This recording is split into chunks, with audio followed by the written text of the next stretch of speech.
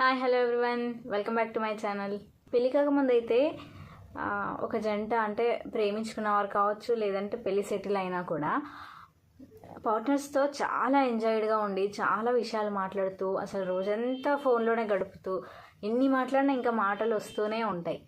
కానీ అదే జంటకి పెళ్ళైన తర్వాత అలా క్రమంగా పిల్లలు అయిన తర్వాత ముచ్చట్లన్నీ పోయి కేవలం ఇంటి సమస్యలు, ఉదయం లేచామా, తిన్నామా, వెళ్ళామా, ఆఫీస్ నుంచి మళ్ళీ రిటర్న్ వచ్చామా, తినేసామా, పడుకున్నామా, అలా అలా రొటీన్గా మారిపోతూ ఉంటుంది. చాలా వరకు కూడా అంతలా ముచ్చట్లు ఉండవు.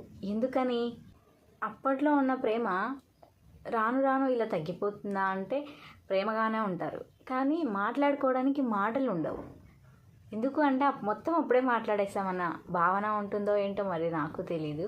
కానీ పెళ్ళి కాకముందే ఎలా అయితే పార్ట్నర్తో మాట్లాడుకొని ప్రేమగా చాలా హ్యాపీగా అన్యోన్యంగా ఎలా ఉన్నారో, పిల్లలు కాకముందైనా వాళ్ళు పెద్దయినా వాళ్ళకు పెళ్ళిళ్ళు అయిపోయినా కూడా అలానే ఉంటే ఆ బంధం చాలా బాగుంటుంది. ఇంకా బంధం బలపడుతూనే ఉంటుంది. ఏంటి, రోజంతా ఆఫీస్కి వెళ్ళినా కూడా పోనీ డేలో అక్కడ టైం లేకపోయి ఇంటికి వచ్చాకైనా మీరు మాట్లాడుకోవచ్చు. ఎందుకు అంటే ఇంట్లో చాలా సమయం ఉంటుంది. ఈవినింగ్ వస్తే నైట్ పడుకునే వరకు టైం అంతా ఉంటుంది. అప్పుడే రోజంతా ఏం చేసావు, ఇవాళ ఎవరైనా కాల్ చేశారా, విశేషాలు ఏంటి, ఇంకేమన్నా కొత్తగా ఉందా, నువ్వు తిన్నావా, అసలు ఏం చేసావు ఈరోజంతా, నువ్వు ఈరోజు కర్రీ చాలా బాగా చేసావు, లేకపోతే ఇంకొంచెం బాగా ఇలా చేయాలి, నేను చేసి చూపిస్తా. చాలా ముచ్చట్లు ఉంటాయి మాట్లాడుకోవడానికి. ఎందుకో అలాగనే అని చెప్పేసి వదిలేస్తే వాళ్ళ మైండ్ సెట్ చాలా చేంజ్ అవుతుంది.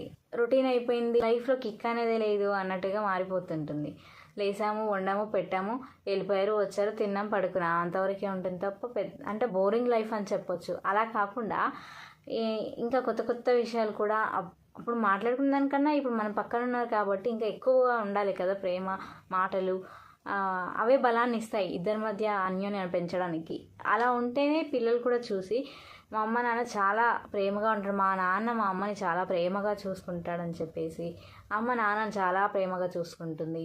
వాళ్ళు కూడా రేపు ఫ్యూచర్లో అలానే చూసుకోవడానికి ట్రై చేస్తారు.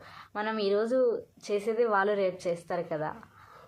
మనం ఈరోజు మాట్లాడకుండా వచ్చాం పోయాం అన్నట్టుగా ఉంటే ఇంకా అంతే, ఓన్లీ సమస్యలు వస్తేనే మాట్లాడుకోవాలేమో, లేకపోతే మాట్లాడవద్దు అనేది అర్థమయ్యి వాళ్ళు కూడా అలానే తయారవుతారు.